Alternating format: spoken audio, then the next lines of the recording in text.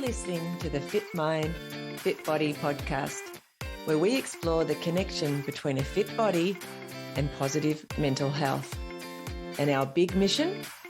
It's to help 10,000 runners to develop fitter minds in the next 2 years. I'm your host, Michelle Frost. Let's get moving.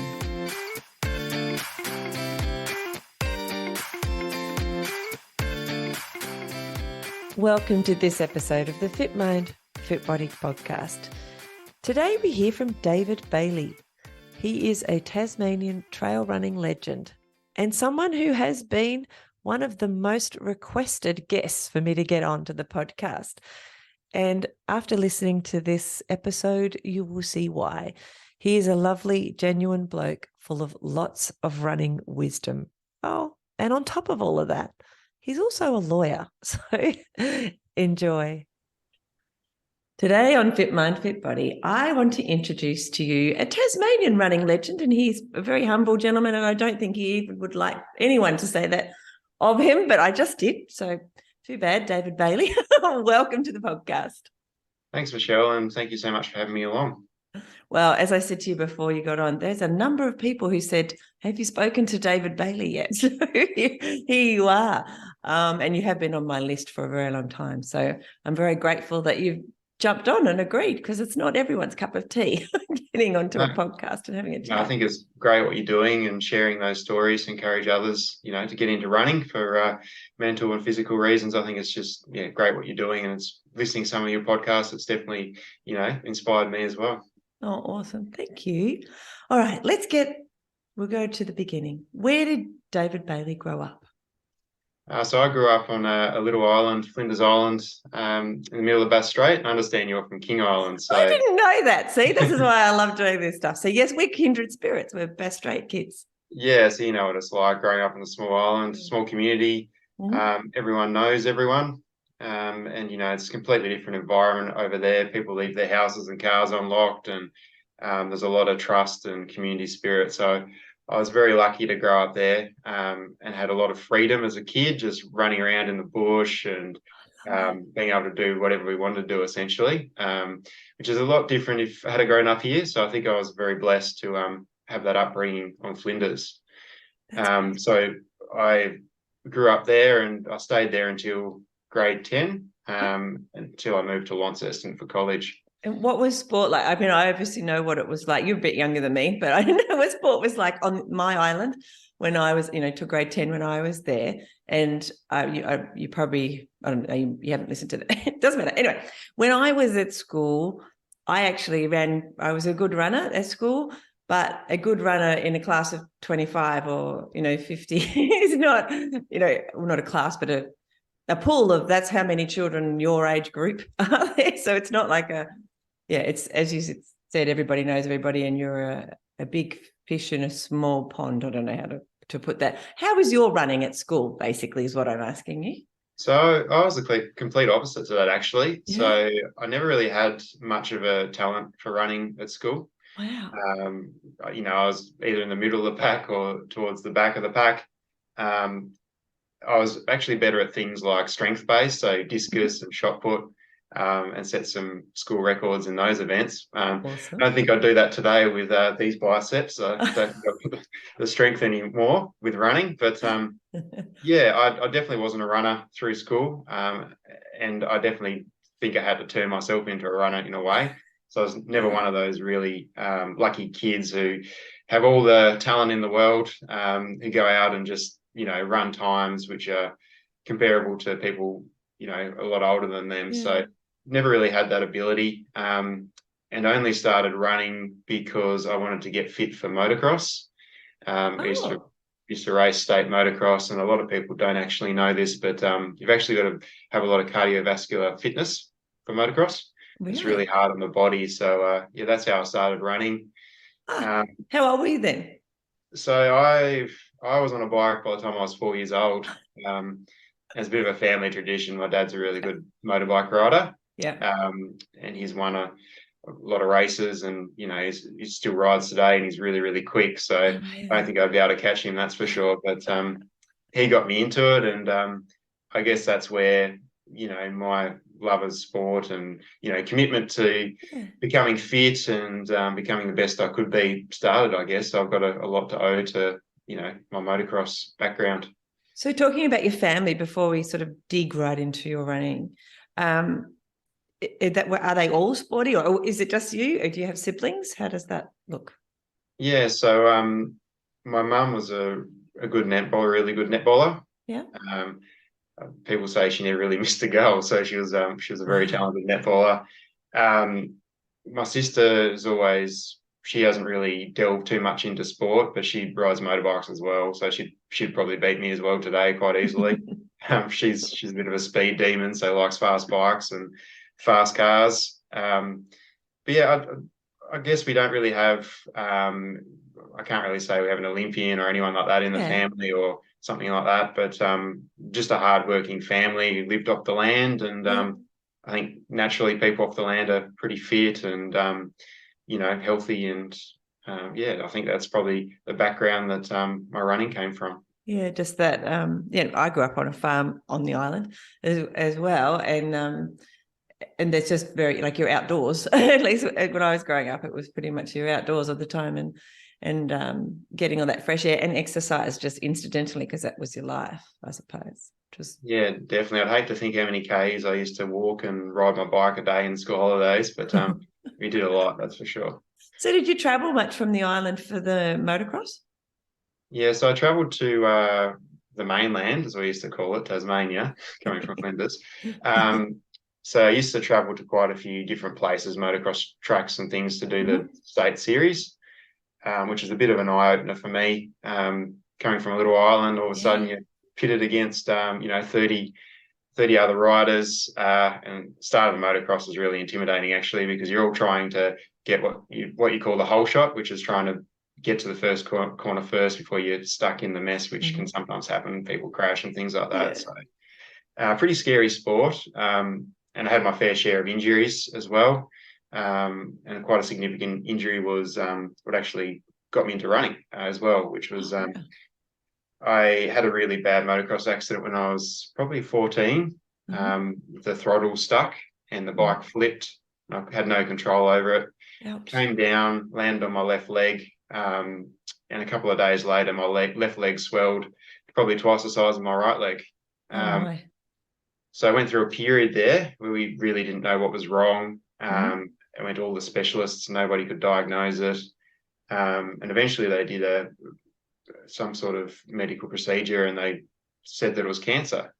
So I was living with the fact that I thought I had cancer for a couple of months, and obviously mum and dad and the family were really upset, and I was upset because I didn't know what that would hold for my future being, so young. But it turned out that I actually had lymphedema, which is a pretty rare condition for people my age. It usually arises from people who have cancer and then have radiation and treatment, and it damages their lymph nodes. Just to give you a quick summary of what it is. So essentially we've got lymph nodes in our body, which pumps around all the lymphatic fluid, which lubricates our bones. So what happened was when the bike came down on my leg, it damaged the little modules that pump around the lymphatic fluid. And because of that, lymphatic fluid started to build up in my leg. And it was, essentially twice the size for, I'd say probably, 5 years before I started running. Oh my gosh. Yeah, so it was a pretty devastating sort of injury, especially because I couldn't wear shorts or anything like that, being self-conscious. And when I started running, because my leg was still sort of, I guess, swollen, damaged, I actually started wearing track pants. So I started racing in track pants, and I think my PB in track pants for 10K was 34 minutes, 59 seconds or something. So shame. But I mean, it was hard because people always wondered why I was wearing them. Yeah, of course. And I had a comment one day, just, why'd you let a guy wearing track pants beat you? So obviously being a young age, you're like, I couldn't care less now. But back then, you're quite fragile being young, and you take those things to heart. So I got really motivated to keep beating that person. He said that's for sure. But yeah, after a while, my leg actually started to reverse itself and the condition started to reverse itself. And we found out that running was the reason for that. Somehow it created a different lymphatic flow through the body. So, I've got a lot to be thankful for with my running. Oh, that's amazing. What an amazing story. It's almost like it's draining, like the running is, causing your heart to beat faster and then everything to move around, your blood to move around your body, and I suppose all the lymphatic and nervous system to work better. It's pretty. Yeah, and the doctors had never really seen it before, but it's completely back to normal now. You've never known that I ever had it. So, yeah, it's quite incredible. And, yeah, really thankful that running did that. I assume but from your story, then you had about 5 years or more of it being very. How long was it? How long were you dealing with that? That's probably a better question. Yes. So, yeah, I was dealing with that for about 5 to 6 years. Yeah. And we had to fly over 3 times a year to get special laser treatment, which involved flying to Launceston and traveling down at 7 a.m. every morning to St Mary's and spending 3 hours with laser treatment and then heading back to Launceston. So 3 days in a row was very, very tiring. And you went to St Mary's? Yeah, that was the only place that had this particular type of laser. So it's like the specialist centre in Tasmania. Oh, wow. So, yeah, it's a bit of a nightmare. And put mum and dad through a lot as well, having to take time off work. And, yeah, it was a bit of I wouldn't say horrendous time in my life because, I'm thankful for all parts of my life and, family supported me through that. And, so it was a pretty tough 6 years, though, or 5 years. I imagine. I mean, nobody gets out of here alive, and we all have stuff thrown at us, and even the bad stuff. As you said, it teaches us things, and it's probably why running's such a big part of your life now in many ways, because it was, a lifesaver, literally, potentially for you as well. So that's pretty moving, really. Yeah, but at the end of the day, there's people who've had a lot worse things, and some people can't even run because of their condition. So at the end of the day, it was a bit of a minor blip, I guess, in my life, but it's all part of the journey. That's very cool. Okay, so you get to the end of school, grade 10 on the island of Flinders. What happens then? Where does David Bailey go? And obviously you're still dealing with this condition when you finish school. Yeah, so on the islands, there's limited opportunities once you get to grade 10. So if you want to move on to college, you don't have to now, you can stay on the island, but you had to move off at that stage to get a better education, or either stay on the island, get a job in some form of industry there. I wasn't sure what I wanted to do at that stage. My dad's a mechanic, owns a mechanic workshop over there. So I did some work with him and really, really enjoyed it. Yeah. So I went to college thinking I was going to be a mechanic. But yeah, moved to Launceston, had to learn how to cook and do all those things. So I was living with a couple of friends from Flinders. So we're thrown into the deep end in a way, which all islanders are if they have to move off island. But lucky enough, I had the support of mum and dad paying for everything and being there for me. So I had 2 years there in Launceston, which I really enjoyed. My teachers ended up encouraging me to study law. So that was, So that's a difference, like mechanic to law. Yeah, I was lucky enough to have really good teachers on Flinders who, always saw a little bit of ability in me in my writing. I've always really enjoyed writing and school generally. So I was lucky enough to be supported all the way through, and for them to give me a bit of belief that I could study law, which is a pretty big thing. Again, coming from a little island, thinking, I'm going to be a lawyer. I don't think many people have that sort of perspective when they leave school. But I did a gap year of dad in the mechanic workshop and really enjoyed it. And I could have went either way, and I still would have been happy. Yeah. So then I assume you headed to Hobart after that. After your 11 and 12. Yeah, so after college, I went back to Flinders for a gap year, which that's what I was talking about, where I did that bit of work with dad, and that was where my running started, I guess. There's a local fun run over there called the Flinders 5. Yeah.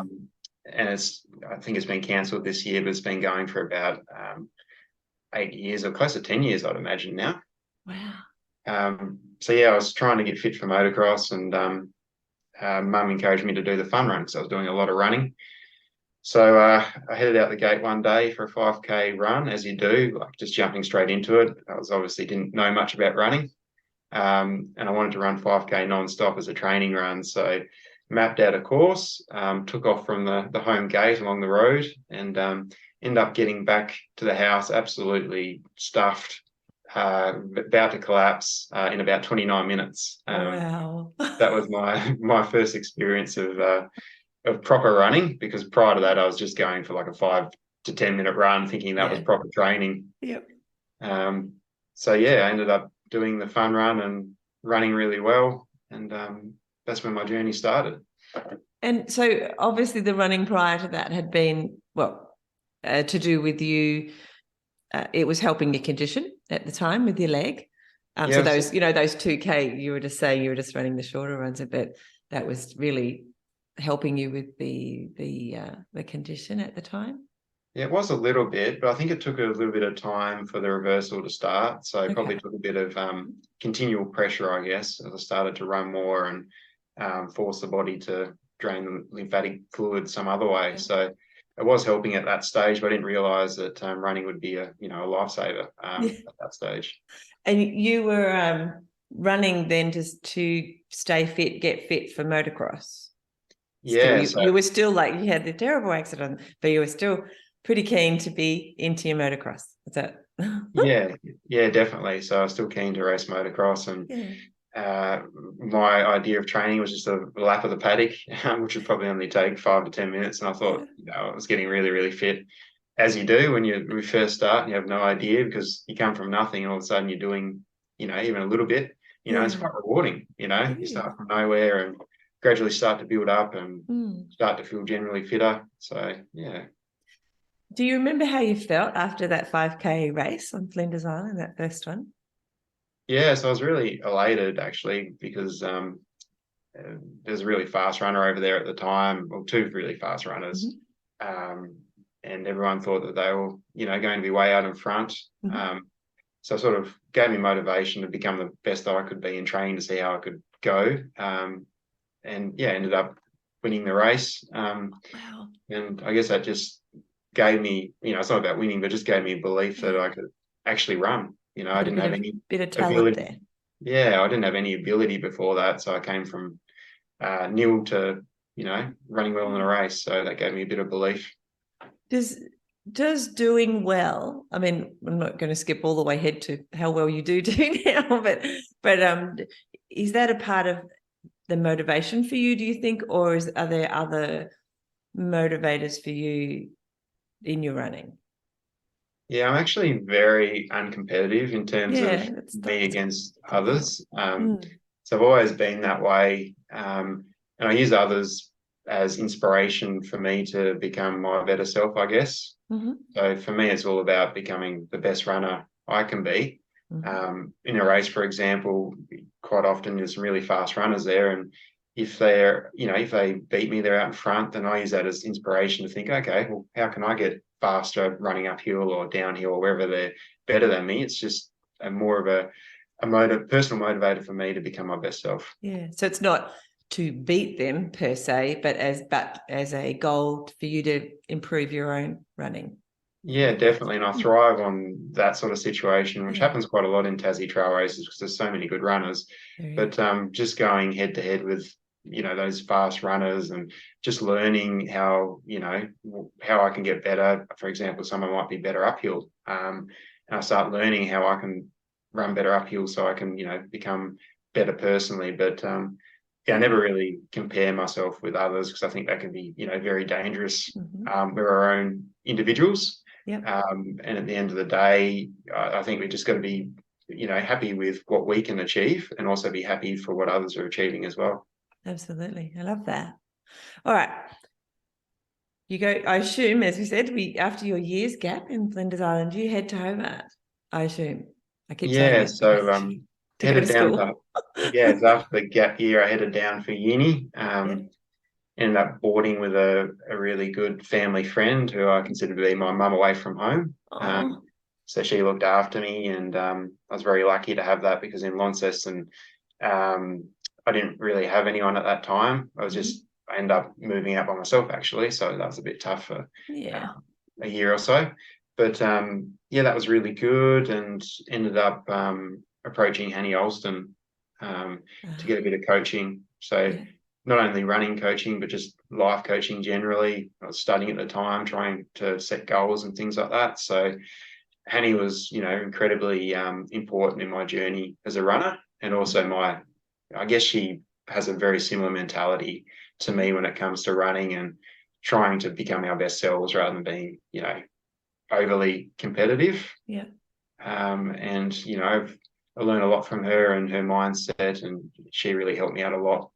When I first moved down, I didn't know any runners, and she allowed me to build connections with other runners, introducing me to people, and ended up being introduced to the Sandy Bay Harriers. Yeah. So I ended up joining the club, and I started actually doing some training on the track. So that was a bit of an eye-opener at the time. I had no idea. I think track running is a little bit more serious. All eyes are on you, and you're on the track to run. Yeah, there's nowhere to hide, is there? Yeah. So that was really, really hard at first, but I guess that's where I started to build a bit of speed, and really start to push myself and start that journey of becoming the best I could be. Wow. And so you're doing all of this sort of exploring who you are as a runner when you're in Hobart, with the thanks, to Hanny and the community down there. But you're also studying what most of us who have not studied law imagine to be quite a taxing mental activity. How did you balance it all? And do you think it was complementary, I suppose, this physical endeavour as well as this mental endeavour that you were putting together at the same time? Yeah, I think as we go through life, we find different systems that are best applied to a certain situation. So at that point in time, I was single, so I could, do whatever I want in terms of my program for the day. So, for example, I'd go to bed really early, so 9 o'clock, 8:30 sort of thing, and I'd actually get up at 4 o'clock and do my training before uni, which was pretty hard in Hobart winter. And I guess that sort of hardened me up a little bit. And I think Tassie runners are renowned for that, being, hard runners, because we sort of run to the elements, and we always get out there no matter what the cold is like, or whether it's raining or really hot. So at that time I was pretty flexible in terms of I'd get my training done early, and then I just go to uni quite tired still, but I got through it. And luckily enough, as I said before, I was with my family friend who, she did everything essentially. Didn't ask her to. I wanted to do my own cooking, but I'd come home and she'd done everything. So she definitely helped me get through that period of my life. And it was a very taxing time, a lot of study involved, a lot of time, but I essentially treated my uni as a full-time job. So turning up there at 8 o'clock and work 3 to 5. And how long is the university degree? How long was your university degree? I did a law arts degree. So I ended up studying for 5 years, which went by pretty quickly, actually. It's a bit of a blur, which thinking back now, 5 years is a long period of time. But it went by really quickly, and I really enjoyed my time at university. I didn't really get involved with all the partying and things that some people do. I just wanted to focus on my study and get the best marks I could. So that was my focus at uni. Yeah, it seems you're quite driven to achieve, whatever goals that you set out, whether it's to, become a lawyer or to improve your running personally. And you don't let, like a lot of us, especially when we're younger in those years, as you said, that partying and things certainly did go on. and so it's quite interesting that you were able to get through that period without having too much distraction and be able to do well in both of those areas of your life, the physical and the mental. Really I think it's a little bit different when you grow up in design as you start to go through high school. I think the partying starts earlier. So I did do the partying, but I just think it was at an earlier stage of my life. So that helped when it came to the crunch and I was actually at uni. I don't think I've ever thought about it like that. now I'm on reflection. Maybe that's true. Yeah, so I guess over there we used to go camping and things like that. Yeah. In high school, we had a little bit more freedom, whereas people over here sometimes it's a little bit more restrictive and it's harder to do that sort of stuff. So would go camping most weekends. So I guess that's different lifestyle over there. It is totally different. All right. So talking about different lifestyles, you've now been in Hobart for how long? Oh, it's a tough question actually. I think about that. Well, I've been in this job for 6 years, so coming up 12 years now, I imagine.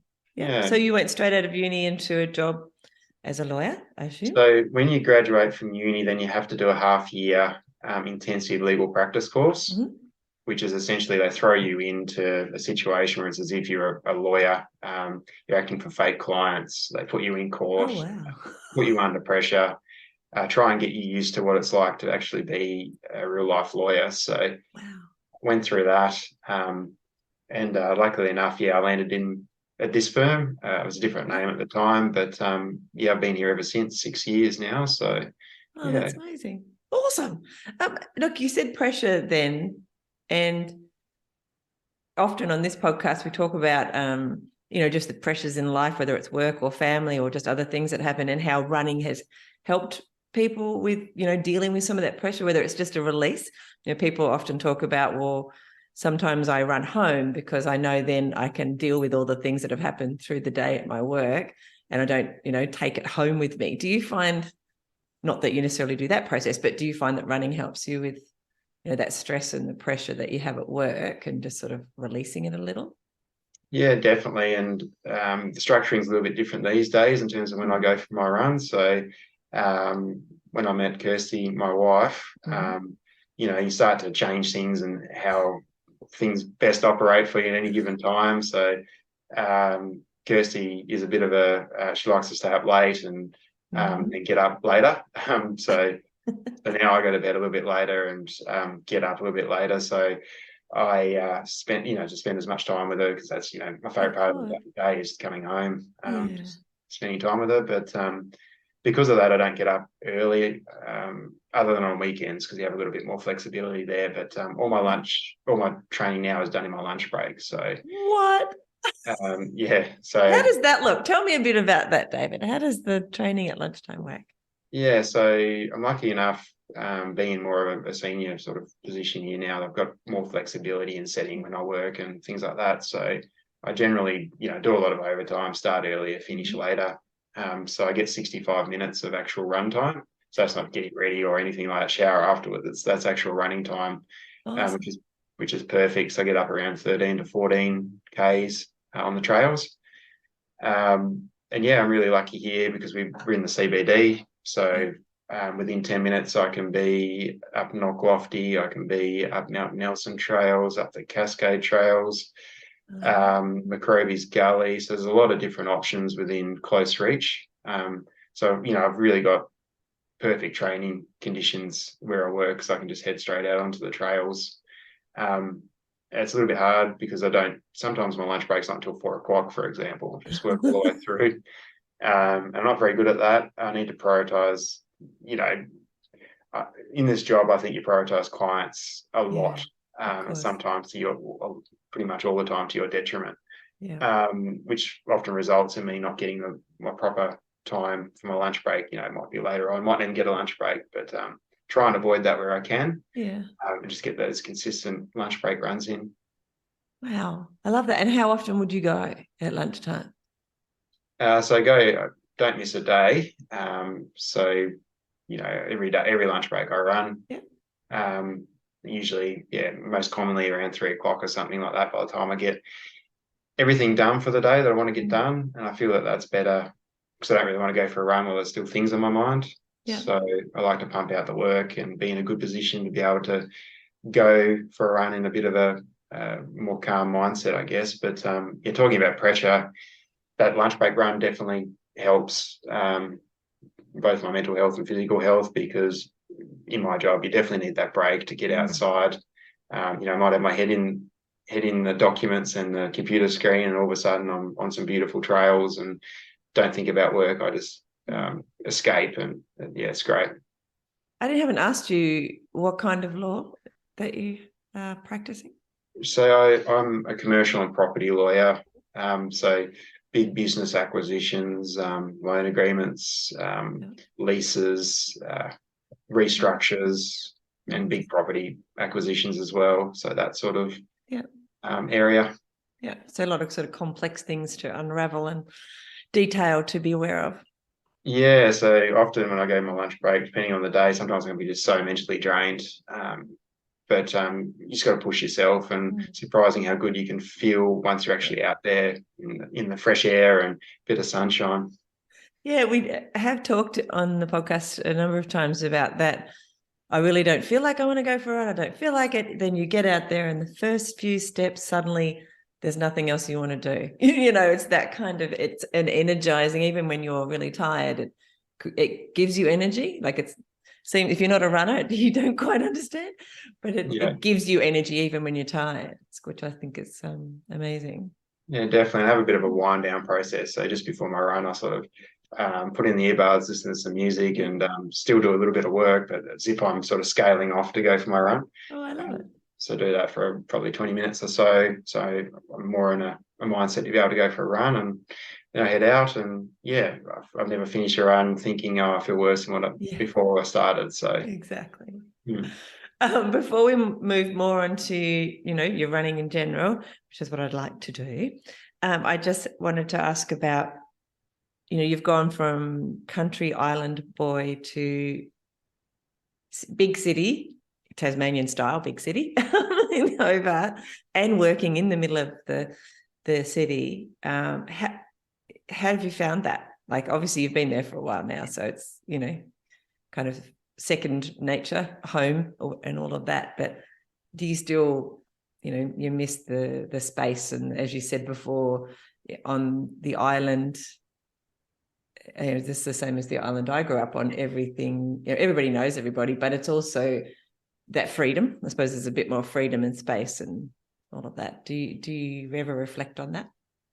Yeah, definitely. I mean, I still get back to Flinders when mum and dad and pretty much all my family is still there. So I get back in my breaks and things, and it's completely different sort of time frame over there. Everything moves a lot slower, and you got more time because here you got traffic lights, you got queues and things like that. So over there it's a lot more relaxed, and I think you're just generally more calm, and you're not on edge. Whereas here, as soon as you fly back on the plane, you feel it straight away, just the faster pace of life, which takes a lot of getting used to. So I do try and take a bit of time to, relax after work and things like that, because it is a lot more fast paced to what I'm used to. And I find it difficult, for example, to go out into the CBD during lunchtime because there's just so many people. And it's a little bit different to my upbringing, what I'm used to. And that's why I like to escape in the trails. So I think I could live in the city. We bought a house at Midway Point, made sure that we had which is about 25 minutes out of the city, made sure we had a bit of garden and nice view, and it's a nice and private house, and no one overlooks you. So I guess that's my escape. And I still feel at home in Hobart. I don't think I would feel at home if I actually lived in the city itself. Yeah, it's interesting. I used to work in an office in Launceston for a few years in my 20s.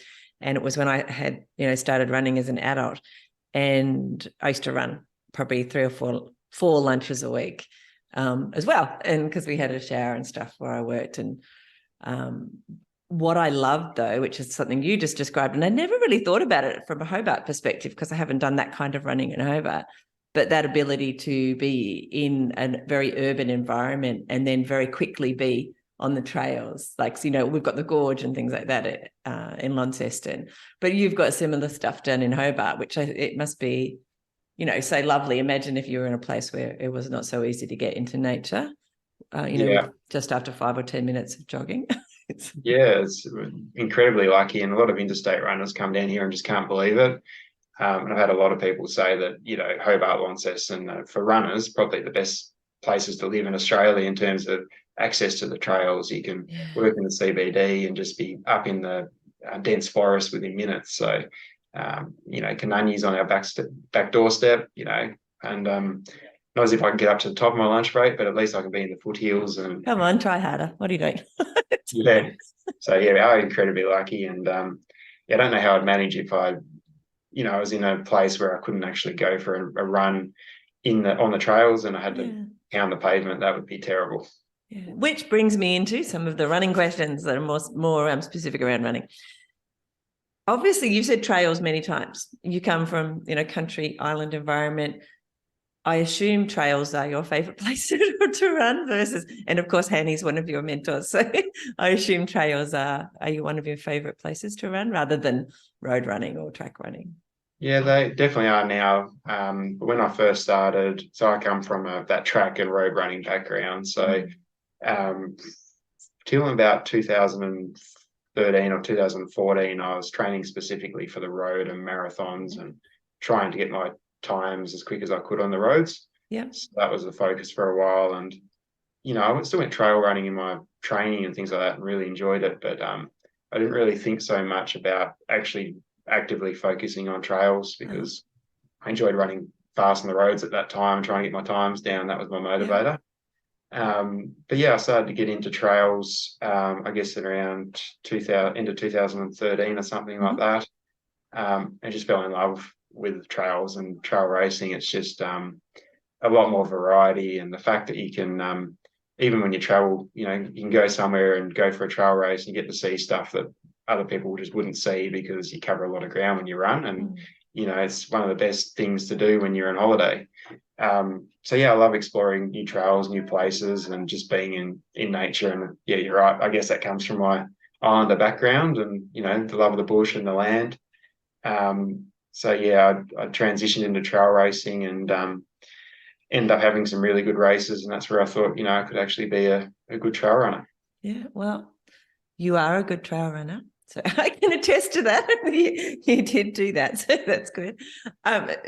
So when you're training, like you just described, probably 5 days a week at least, where you hit the trails from the office. What do you do on the weekends? Do you run training too? Yeah, so I run 7 days a week, an average around 90 Ks a week. But with the trails and the elevation, because it's mostly climbing and technical, probably equate to 100 to 120 on the road if I was doing road training. So on the weekends, I'm lucky enough where we live that we're close to the Mean Ranges. And that's a place I really feel at home, and probably my favourite place to train. It's only 10 minutes down the road, and I can start my run at 7:30 on a Saturday or Sunday and not see anyone on beautiful trails. So it's just I can go there. It's almost like my personal meditation, I guess. I love that. So yeah, pretty much every day I run, and I don't know how I could. Some days I might miss a run. Very, very rare. There's a time there where I think I had a running streak up for about 2 years. That's what I was going to ask you. Like, how are you doing a running streak, but obviously not deliberately, or not deliberately, but just for the love of it. And the reason I missed my run was because my wife ended up in emergency. So I think that was a good enough reason at the time. But it took that to break that particular streak. Wow. But these days, if I'm sick or COVID, I've had COVID. I've had a couple of days off. I'm a little bit more sensible these days. Yeah. So you're not as driven. You're kind of listening to your body a bit too. So or life circumstances pop up, you're not allowing your desire to run every single day to get in the way. Yeah, because when I first started running, as you said before, you can probably tell straight away I'm very goal driven. So on the roads, I just kept pushing myself faster and faster and further and further. Until I actually reached breaking point and got burnt out. And actually collapsed during a cross country race. Oh wow! With all my blood levels and everything, iron, B12, all the important indicators were virtually at zero. So yeah, I don't know. It's really hard when you first start running because that's what you want to do. You want to get faster and better personally. But that drove me into the ground. I was so focused on times and splits and things like that. So trail running sort of gave me the opportunity to get away from that and just focus on how I feel in the moment. any given trail, you're not going to run the same pace because there's so much different variety. And it's really important now, I find that I'm more consistent and I get fitter quicker by listening to the body and skipping a speed session if I don't feel up for it in a particular day, which I wouldn't have done when I first started running. I just would have pushed through it and would have got sick most likely. And I pretty much had every running injury there is. And now I'm pretty much injury free. So it's great. So how would you, and I think it's a really important lesson for everyone, how would you advise other people coming to running who've got a bit of talent to get, to do well? And I think that is part of the drive sometimes when you have that. It's almost like it's a gift and a curse at the same time, because it's that drive. Every time you do well, it's another drive to do well again, and you push and push and push yourself. What would your advice be to, young people who've found that, and actually even older people who start running and find they're doing well in age group and things like that, to avoid those kind of burnout situations? How do they listen to your body? It's one of those tricky things. So I'm a little bit different in terms of most people with technology, splits, elevation, and all that. But I'll start at the start. What I would advise someone new to running is, you hear it all the time, patience. In your podcast as well, I've heard that people say that over and over again. You got to be really patient with running.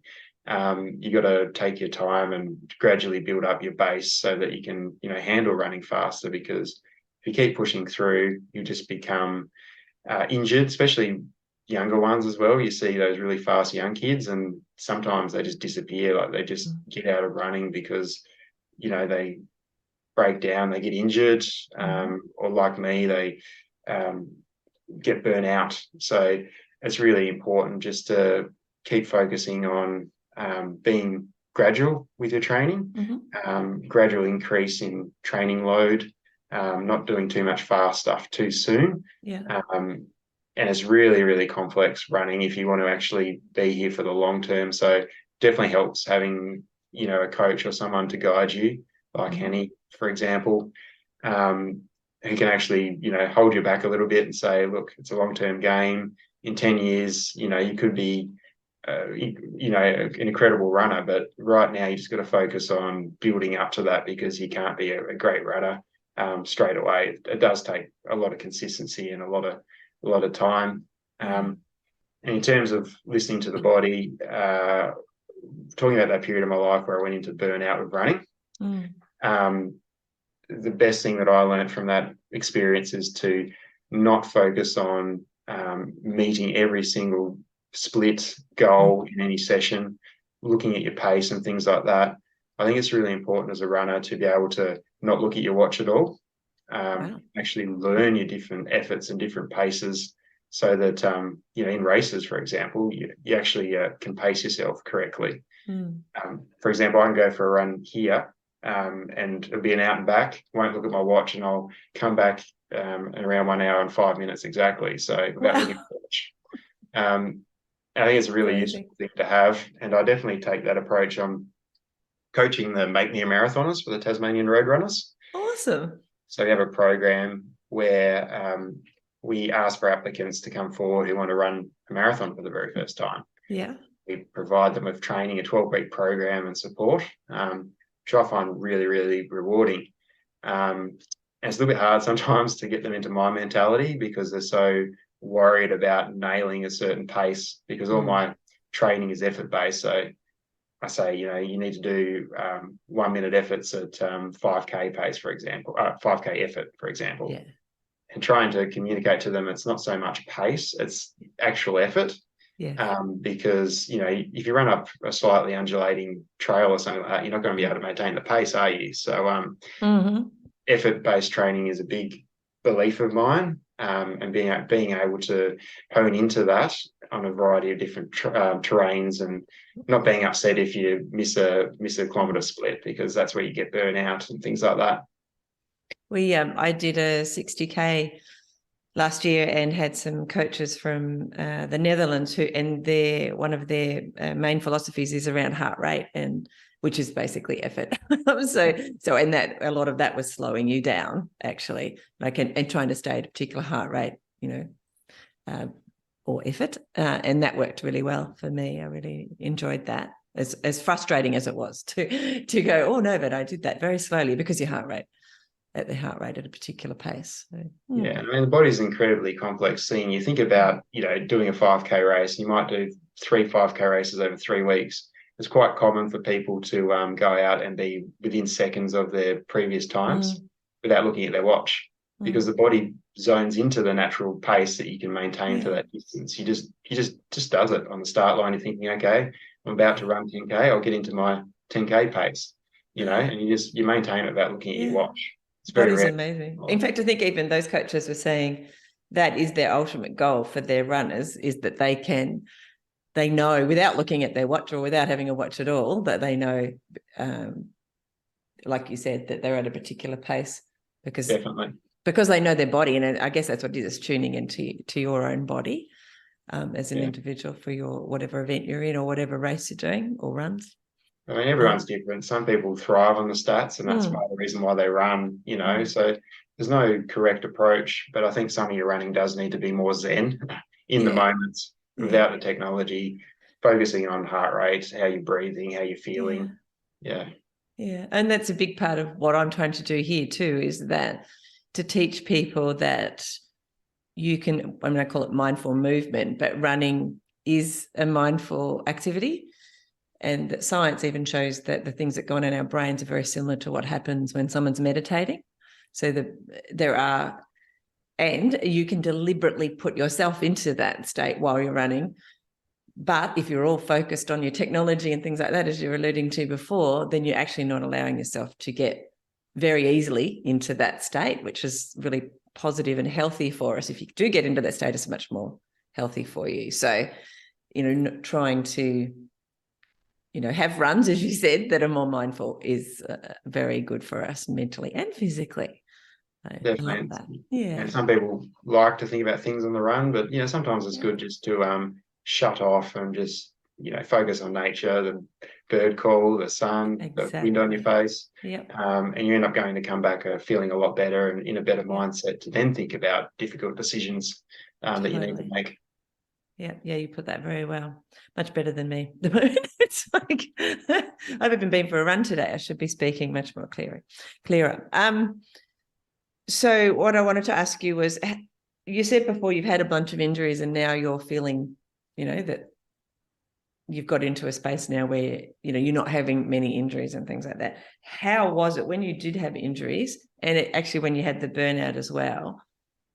How did you feel? Like, how did that affect you? When you couldn't run, when you can't run for a period, how do you feel about that? Yeah, it was incredibly hard because running is such an important part of my life, and it's part of my ordinary day, just like eating or sleeping. Really, it's just a natural extension of my life. So during those really difficult periods where I was injured probably every month, ITB issues, stress fractures, seized hips, a whole lot. Like, I don't even know how I got some of these injuries. But yeah, I just remember one particular day in winter. It's a really cold morning and I had an injury, and I'd been doing a bit of bike riding. I thought I'd give it a go. 4 a.m. in the morning, it's pouring down the rain. Tried to go for a run and hip seized up straight away. So I remember jumping into the sea just to try and ice it off a little bit and try and make it better, and just cursing running and what was all the hardships I was going through, because I couldn't actually run to the best of my ability. So I was incredibly frustrated.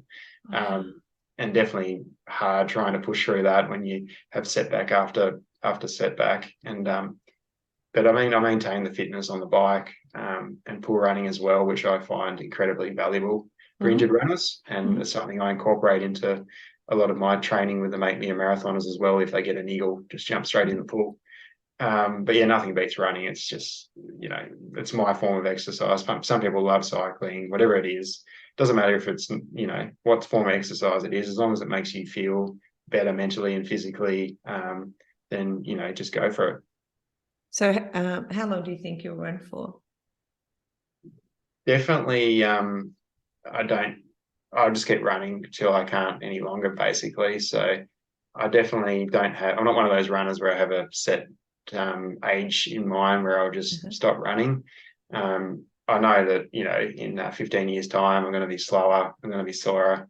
But I know that I'll still enjoy running for what it is, and getting the best out of myself, still. So, it doesn't matter what age you are or what ability, you've always got things to aim for. And I'll never stop aiming for things with running, that's for sure. So what do you think drives you with your running? I know you're talking about goals before, but what do you think drives you to keep running in particular? I just think it's just something that's inbuilt into me. I could have any hobby in the world. Some people play chess, for example, want to be the best at chess that they possibly can. And running's just that thing that I've just found that it's my natural thing to do.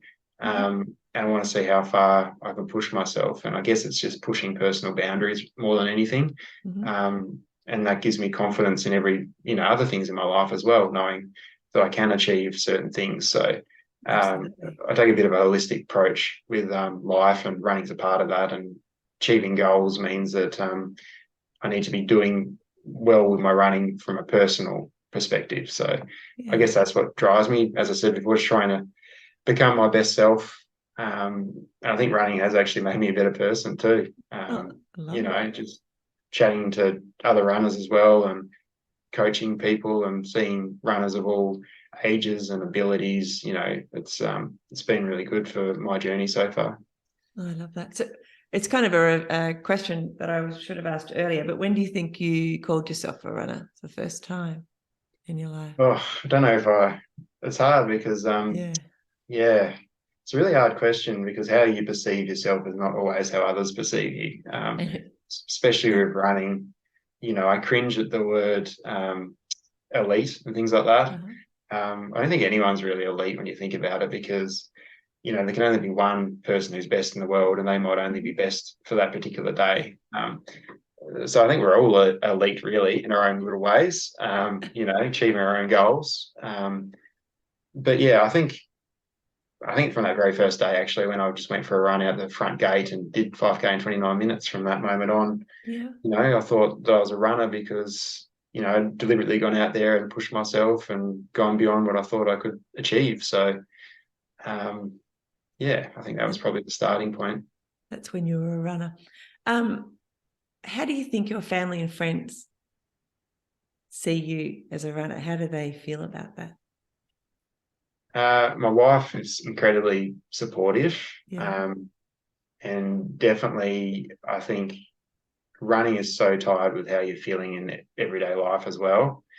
So I think naturally, I started to improve, when I met my wife, and, just being happy generally in life, I think influences other aspects. So she's really supportive. She travels with me to heaps of races and allows me to do all the races I do. And the benefit of that is we get to travel, get to see new places.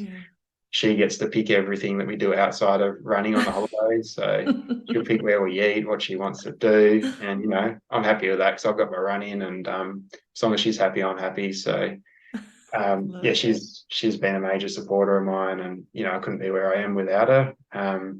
And the family generally, mum and dad, I think I got my hard work ethic from them. That's for sure. And all my grandparents as well, they're all incredibly hardworking and humble, and always trying to help others. So I guess that helped me be the person I am today. And I think I'm just a reflection of them, really, my parents and my broader family. So they're always really supportive and really proud, just like I'm proud of them, and my sister, and everything they're achieving. So that's beautiful.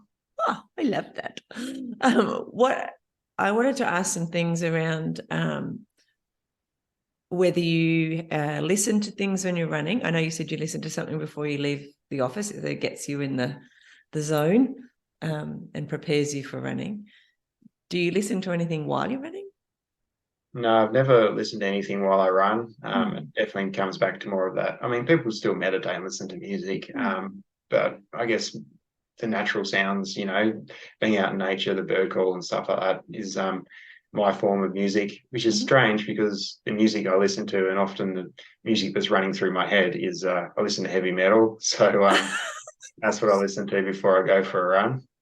And that's always been stuff that's, I don't know, I've always loved heavy metal, and that just allows me to push, I guess, and having like particular lyrics in my head and things like that. So a bit of a strange one, but yeah, I Because you're love. such a calm, like people who don't know you, I'm sure they can tell through the podcast, you're a very calm, quiet, as we said before, humble guy. So then listening to heavy metal seems to almost the opposite, doesn't it? Yeah, it's Your alter strange. ego. So I said, I'm not competitive, which I'm competitive. I'm incredibly competitive with myself. Yeah. So in racing, like I might look calm on the surface, but there's a lot of stuff raging through my mind. And, I guess I've always had an inner warrior, what I call it, with my running. I love So it. I don't know, just somewhere from deep within, I just always have the ability to sort of push beyond what I thought I could do before the race started. So I always draw upon that. A lot of that's tied to the external things like music that I listen to and things like that. And yeah, it's interesting. It is. That's really interesting. Another common question that we ask on the podcast is that motivation to get out the door when you're not feeling it for whatever reason.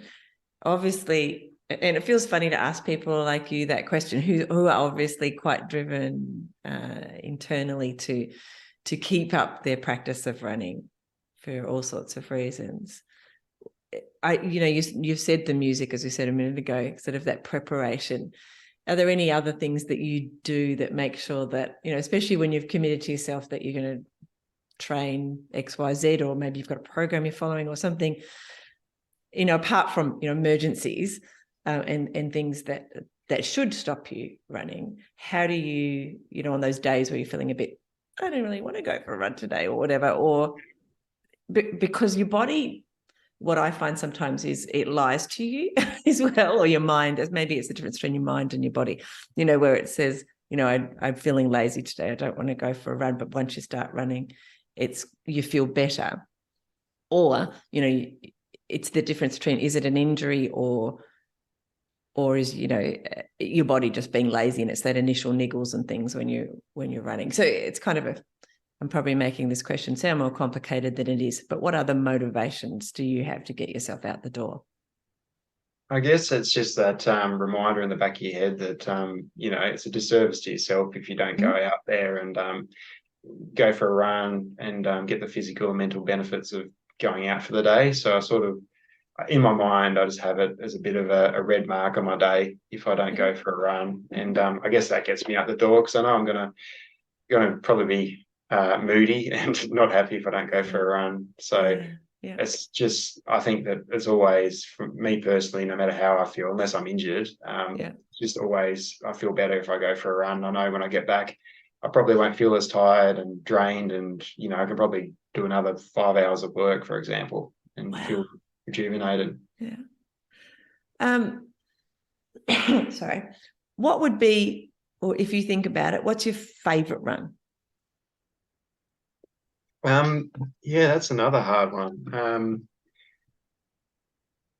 It's hard because when you're traveling interstate as well, particularly, just some places you connect with, like you'll go there and just the landscape you really connect with and think, oh, this is such a nice place, it reminds me of home. And some places you go and just think, oh, this doesn't feel right. It's strange, but I've always had that sort of mentality when I race interstate. Some races I just feel really at home. Locally, I love triple tops. It's just such a challenge, really, really technical. You know that if you're on the start line, you're going to be a bit battered and bruised by the end of it. Exactly. I love Gone Nuts, the 50K, just running along the Cape there. It's such spectacular scenery. You start off in the darkness with your head torch and you start climbing a hill pretty much straight away, and you can look back and you can see all the headlights, in the backdrop coming up the hill as the sun starts to rise. So that's amazing. Yeah, it's incredible views. I wish I carried a camera with me some of the time. And I've really been enjoying just the Kunanyi Trail series. All those races are really good because they explore different areas on the mountain. And, it's good variety. Interstate, I really like what's called the Donna Double at the Warburton Trail Fest. So that's a mountain run, you climb about 1,200 meters in about 8Ks or something like Oh that. gosh, And that's a lot. straight back down again. It really reminds me of Hobart, and Derby as well. It's really lush forest, and Yeah. the town's right on the base of the mountain. So every single road you go to, there's a trail that leads off it. So I'd say those sort of races are my favourite. But I don't think there's been many races that I've done that I haven't enjoyed, to be honest. There's a lot of great trail runs in Tassie. Like pretty much every one we have in Tassie is amazing.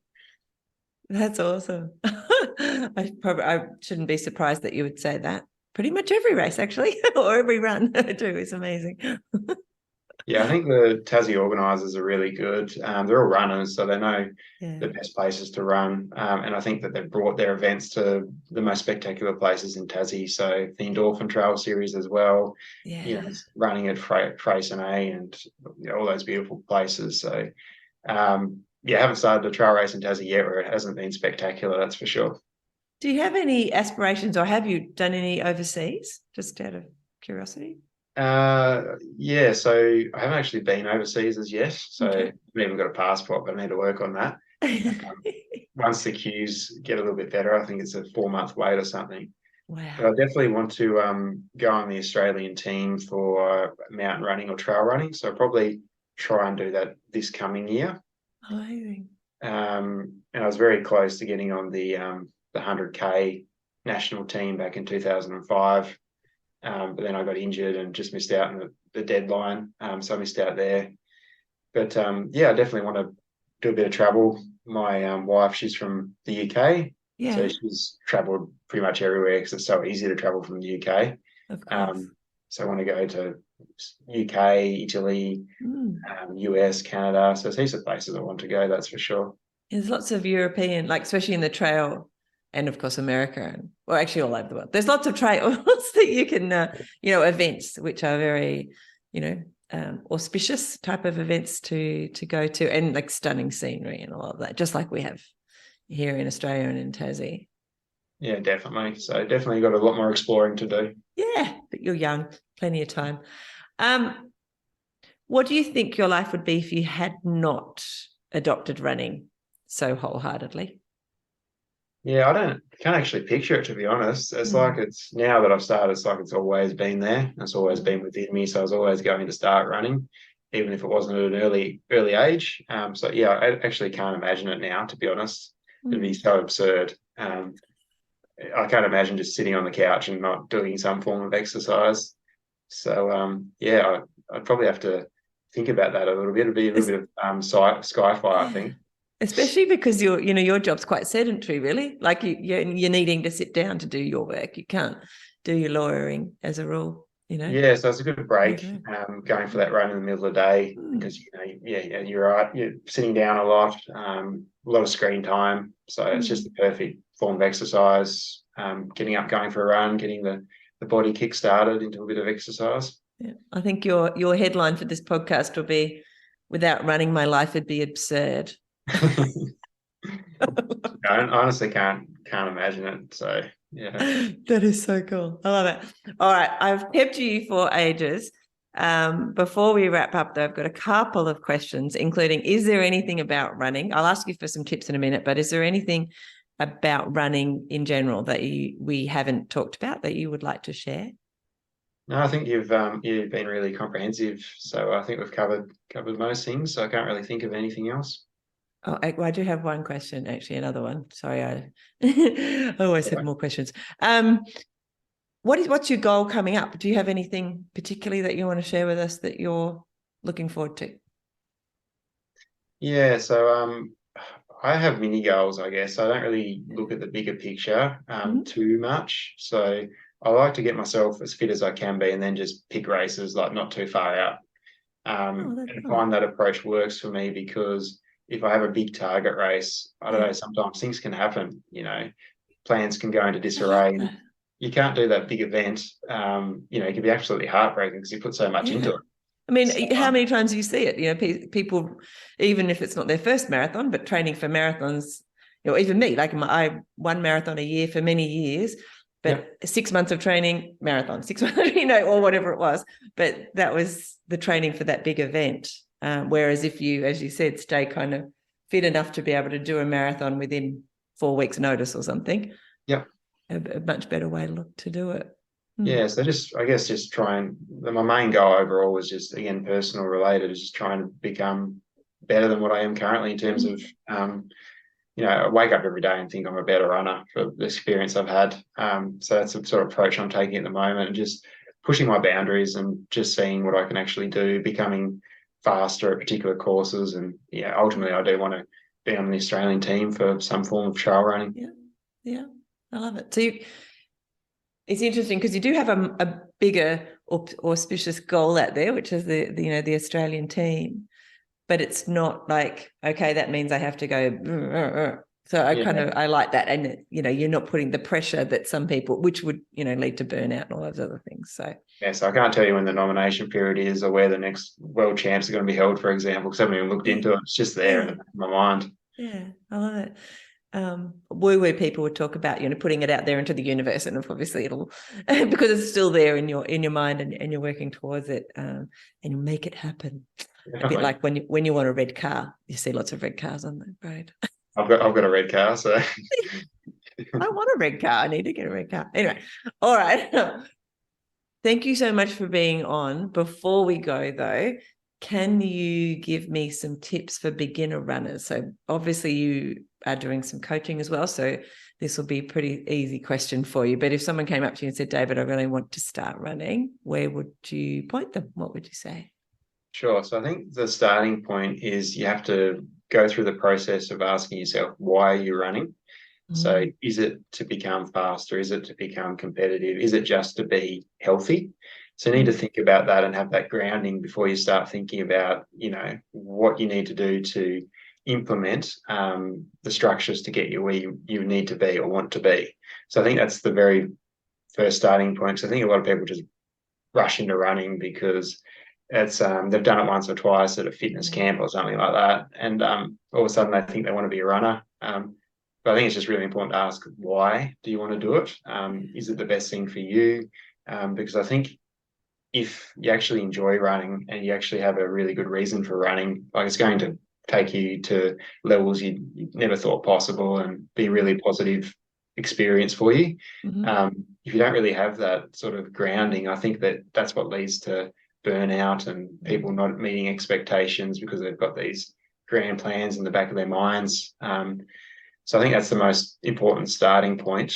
The second thing I'd say is that running is really complex. It mightn't seem like it is, but in terms of training and what's best for a particular individual, it's really complex. So I'd suggest doing a bit of reading about running, training and things like that, getting a bit of some foundational knowledge, I guess, about different training sessions and different paces and what beginner runners should be doing. And then branching out to some really knowledgeable people, whether they're coaches or fellow runners, joining a running group as well, and just trying to become, I guess, educated in running, because there's so much to it. And I definitely wasn't educated in running when I first started, that's for sure. And I did so many things wrong, and that's what led to injury and burnout. So definitely getting people on board who know running and coming up with a plan to get you where you want to be. Once you've sort of gone through that process and you've got some people who you can learn from, finding out what works for you. So a particular coach or a particular runner who tells you to do something, their system of training is most likely not going to be your best way of training. So you need to learn what actually works for you. And I've learned from heaps of coaches, and I've just applied what works best for me through experience. And just being, taking the best aspects of what people tell you to do, and then just applying it, making sure that you don't push it too far too soon. As I said before, just being really consistent and having a long-term goal, and not trying to go out there and do a sub 20-minute 5K straight away, because, there's not many people who can do that. It's very, very rare people who are so talented that they can just go out there and run some incredible races. And I did that once. Yeah. In my 20s, I went on a 20 minutes. That's a great achievement. It was a really long time ago, though, like 30 years ago. So I think that's really important. And, if you set yourself up right from the start, you've got a lot of happy, injury-free years, hopefully, ahead. And just be nice and consistent. Don't think about things too far ahead. As I said before, don't think, I want to be an Olympian and you started yesterday, that sort of stuff. And just really enjoy it. If you've got that enjoyment in place, like you're going to get out, you're going to go for a run whenever you set your mind to it. And that's the main sort of piece of advice I'd give to beginner runners. Just enjoy the process. Yeah, I love that. Perfect. Great advice. Well, David, I keep banging this table. Thank you so much for joining us today and sharing your wisdom. You are very inspirational to many of us because of the way, not just that you do well at running, but also because of the way you share with the community and the person you are. So thank you for sharing it even further on the podcast. I really do appreciate the time you've shared with us. Thank you, Michelle. And sometimes it's useful to have these conversations because, you don't really think about these sort of things until you have an open conversation like this. I mean, they're in the back of my mind, but I don't always talk about them. So it's been great. Yeah, thank you. All right, stay on and I'll say goodbye to you off the podcast as well. But again, thank you. Thanks, Michelle. Thank you for listening to the Fit Mind, Fit Body podcast. I'd love to talk to you about your running journey. So send me a message on Facebook or on the website and let's do it. For a bunch of resources on mindful running that will help you get and stay mentally and physically fit, head over to the website fitmindfitbody.co and I'll see you there. Plus, I'll be back here in your podcast player a few times a week. Hit subscribe now so that you don't miss an episode. And before you go, I'd really appreciate it if you'd leave a review. It'll help more people to find the podcast and get inspired to start running. I'll see you soon. Bye.